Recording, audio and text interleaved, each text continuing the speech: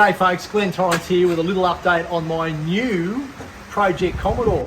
8 days ago this car was in a wrecking yard in Coomber in southern New South Wales. I spotted it there a couple of years ago, got reminded about it in November last year on a little trip south.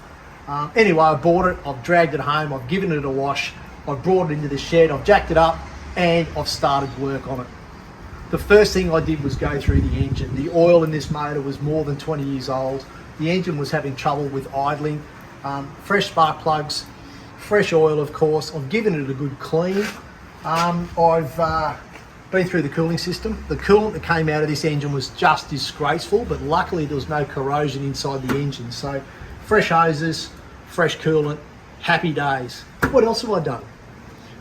I've dropped the front suspension out of the car. Obviously the car, being the age it is, it needs new dampers and it needs a fair bit of other work. So I also discovered that the struts are a mismatched set, so I'm actually going to fit another set of 6-cylinder struts with fresh dampers, fresh steering rack boots and probably fresh ball joints. What else? Follow me. Like a lot of Commodores of this era, this car had rust in the spare wheel well. While the car's up on chassis stands, of course, I intend to fix this. I've cut the old one out. I went looking for a new aftermarket replacement. Couldn't find one. Nobody's got any stock at the moment. Some people out there watching this know that I play with Volkswagens. So what I did was I thought, well, that's kind of shaped like a Volkswagen mudguard, isn't it? So what I did is I got an old guard from my spares and I beat a bit of a divot in the bottom, which sort of looks a little bit like the standard Commodore one, and then I cut that out of the mudguard. My next task, of course, is to offer that, weld it in. Wish me luck. Some bad news for my 1981 Commodore is the petrol tank. I dropped it out of the car last night. Oh, goodness me. Did you see that? That's the hole I knew was in the tank. I was happy to have that repaired. However, there are other holes in the tank, which basically means this tank is a write-off. So I'm on the hunt for another good second-hand one. And they are getting a little more difficult these days to find than 10 or 15 years ago, but I'll find one. Oh.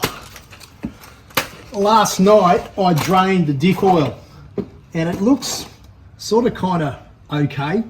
I was worried that it might have some water in it. Quite often cars that have been sitting around for a long time get a bit of condensation in the diff and it stuffs things up. Now I don't know what's inside there. As you can see, I've taken half the bolts off.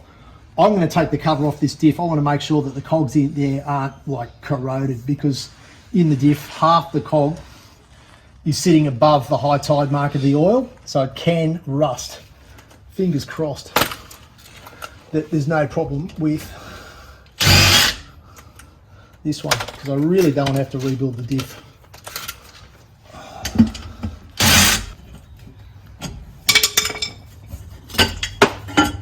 Oh, whoops, where'd that go?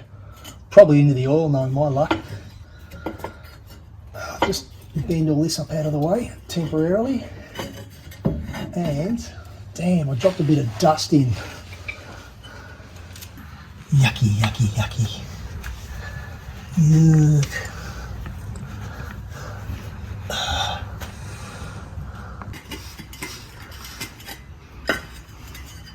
Might pressure wash that with some degreaser.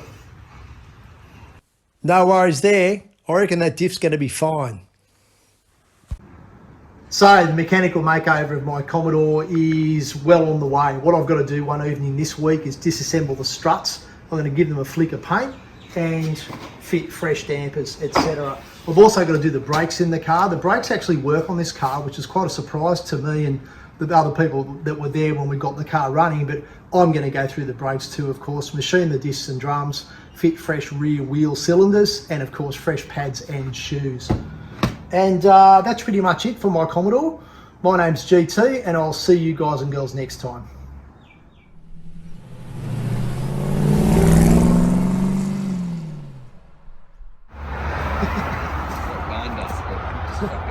What am I doing?